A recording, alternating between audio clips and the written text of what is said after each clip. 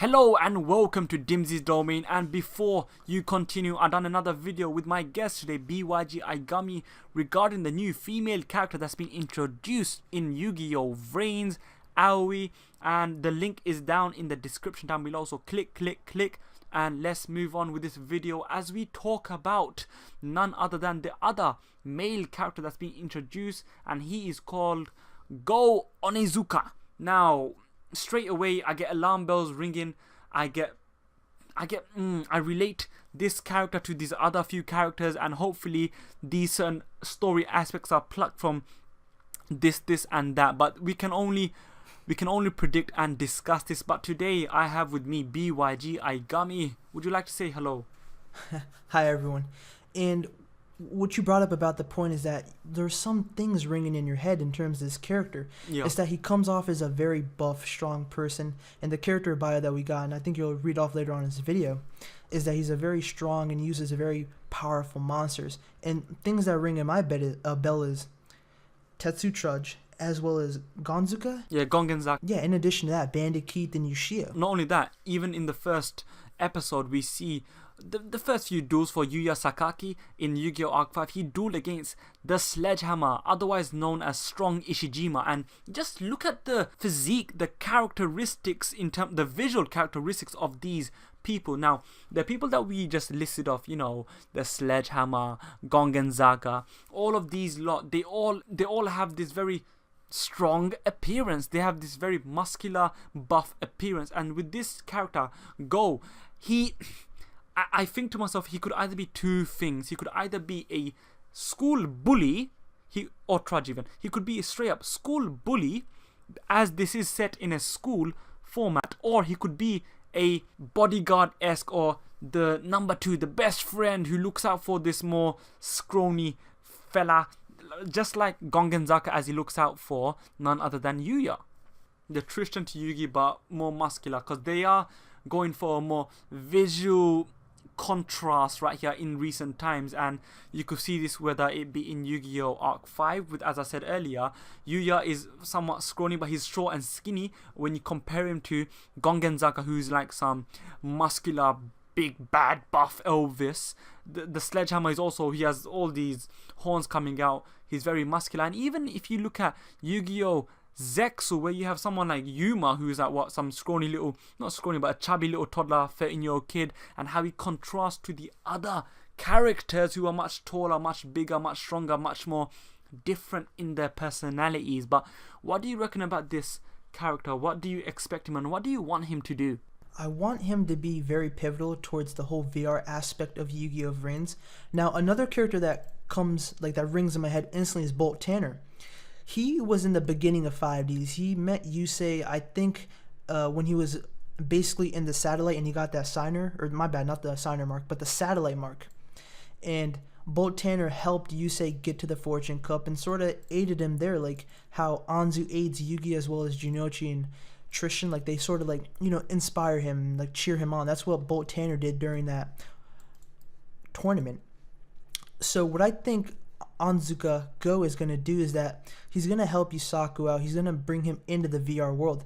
Now, there's actually a bio which I will read off, is that Onizuka Go, the muscular charisma duelist. A muscular charisma duelist, the deck he uses contains powerful and brawny monsters.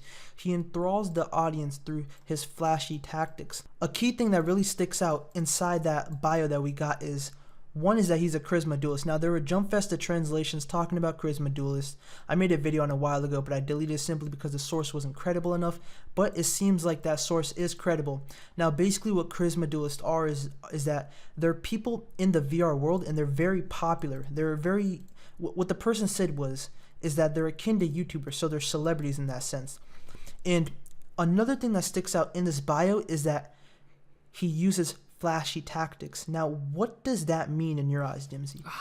What that means is the fact that these are all as essentially VR celebrities, internet celebrities in their relative universe, whereby, as you said earlier, how charisma duelists are essentially very famous in this VR space. So flashy tactics is always he's trying to put on a show. Let's look at Yu-Gi-Oh! Arc 5, where we have entertainment duelist or dueltainment, which is like somewhat of a pseudo sport. So I believe that this is somewhat of an evolution from that story narrative right there.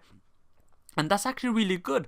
Now, one thing I would predict is that with Go Onizuka, where I expect him to either be helping this protagonist Yusaku Fujiki, who is kind of an introvert from what we initially get from the synopsis. Is either he helps him into this whole life of charisma dueling, or he is the main or the first initial roadblock for Yusaku to be a charisma duelist. Now let's look at some of his cards. We know that he's going to be using a very strong-esque deck. Now they're all going to be warriors, and that's really good for it to be warriors, as it does complement and go with the whole him being a big muscular fella, and looking at his physique and his attire as well. So I'm happy that they are warriors. And as we did mention in our other video regarding Aoi and her use of fairy monsters, it kind of does complement what we would perceive of their character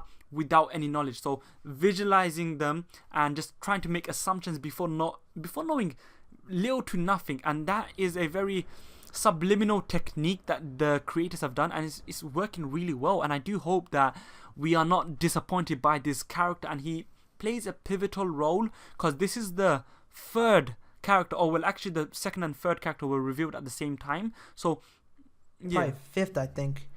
Yeah, well, in terms of the whole Vrains casting list leaked or revealed, because we got Iowa as well as Go and Yusaku, but then we got the two duelists from the dual image concept. Now we don't know if one of them is Yusaku, but we do know that we've seen Yusaku's hoverboard, and it doesn't look like any of those shown in the dual image concept. Now, granted, what I think about the hoverboard, and I just gone off topic, but I think that Yusaku is going to upgrade it simply because it doesn't look good.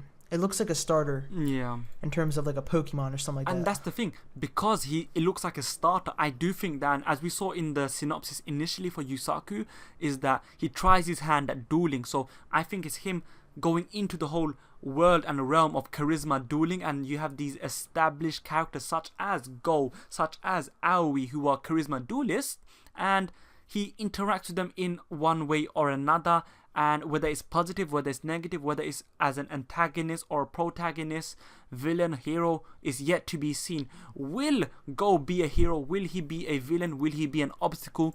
Will he be a rival? Is he going to be the first rival, or is he going to be a shared rival alongside Aoi? Comment down below. I really want to hear your thoughts. And you know what? If you do get it right, you are a great prognosticator. You have estimated and predicted the future. So everything that you listed about what Go's role can be in YuGiOh Vrains is plausible. Now, one thing I want to talk about is his character design. If you look at his character design, it looks like a villain, but at the same time looks like a good guy. Now, when we go in the VR world, we see Yusaku's playmaker form. And what I think is that when of course Go goes inside the VR world, he's going to have a different form, but I think it's just going to be sort of an altered version of that current outfit that he's wearing, because if you look at all the characters so far, everyone has a bland costume. Granted, they go to high school as well, so it's just going to be a bland design, but Go just stands out. So one thing we do know, and I think this can be sort of factual, is that he's not going to be in Yusaku's school. He's not going to go to school with Yusaku, simply because you look at his age and he just looks fully developed to be a freaking 18-year-old. Yeah, the truth is, though, if you look at Yu-Gi-Oh! Arc 5 and you see Gongenzaka, and you see the massive contrast with him and Yuya, although they never went to the same school per se, but they were also the same age.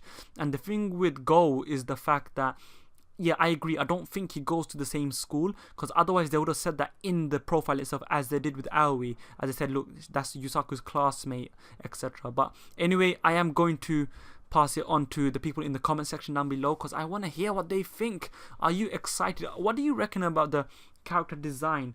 And yeah, so you know what, BYGIGAMI, is there any final words you want to say? One more thing I do want to talk about is that in the character bios we got, it states that the female duelist is very active in the VR world, while it doesn't state that for Go. So one thing that's very plausible is that he might be the first villain, or the first sort of roadblock for Yusaku. Yeah. Yusaku defeats him, thus them not putting that Go is very active in the VR world, but at the end of the day, we don't know. So that's all I have to say. And with that, that's food for thought. I want everyone to think about that and comment down below what your thoughts and your responses are. Check out BYG Aigami. Check out the video talking about Aoi, where we done a similar discussion regarding that character. It's linked down below. Check out my opening for Raging Tempest Special Edition. It was a case as well. It was quite a decent opening. And 4K quality. 4K quality. But yes, with that, like, share, and subscribe. You do this, you may now exit Dimsy's domain. Thank you and goodbye.